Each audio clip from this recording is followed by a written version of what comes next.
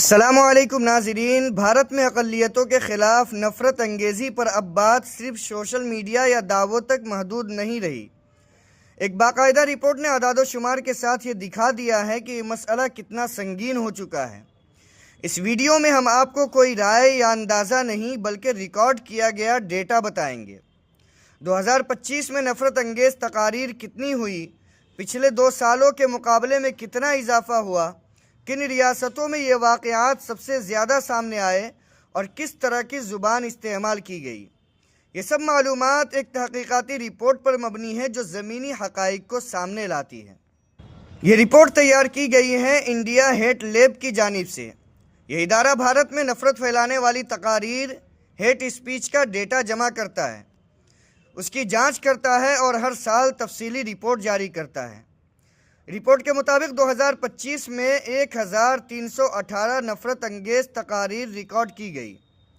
یہ وہ واقعات ہیں جہاں اقلیتوں کے خلاف عوامی جلسوں، تقاریر یا اجتماعات میں نفرت پر مبنی زبان استعمال ہوئی۔ رپورٹ میں واضح موازنہ دیا گیا ہے۔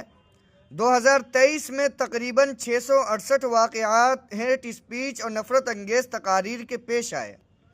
2024 میں تقریباً 1165 واقعات اور 2025 میں تقریباً 1318 واقعات، یعنی 2025 میں 2023 کے مقابلے میں تقریباً 2 گنا اضافہ اور 2024 کے مقابلے میں بھی واضح بڑھوتری دیکھی گئی۔ یہ کوئی ایک سال کا معاملہ نہیں بلکہ ایک مسلسل بڑھتا ہوا رجحان ہے۔ رپورٹ کے مطابق یہ واقعات پورے بھارت میں ہوئے، لیکن سب سے زیادہ تعداد ان ریاستوں میں سامنے آئی: اتر پردیش، مہاراشٹر، مدھیہ پردیش، اتراکھنڈ، دہلی۔ یہ وہ علاقہ ہے جہاں بڑے عوامی اجتماع اور سیاسی پروگرام زیادہ ہوتے ہیں۔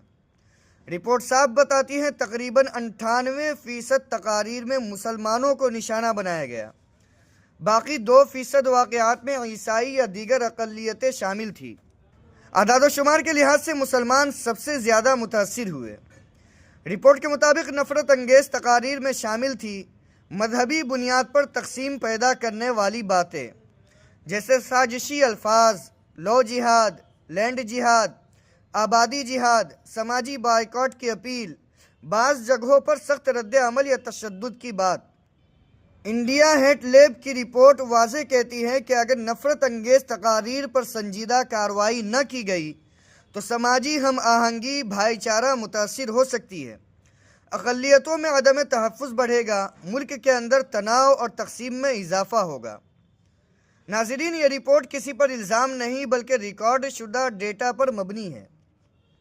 یہ مسئلہ صرف بیانات کا نہیں بلکہ معاشرے کی سمت کا ہے۔ جب اعداد و شمار مسلسل بڑھوتری دکھائے تو خاموشی بھی ایک فیصلہ بن جاتی ہے۔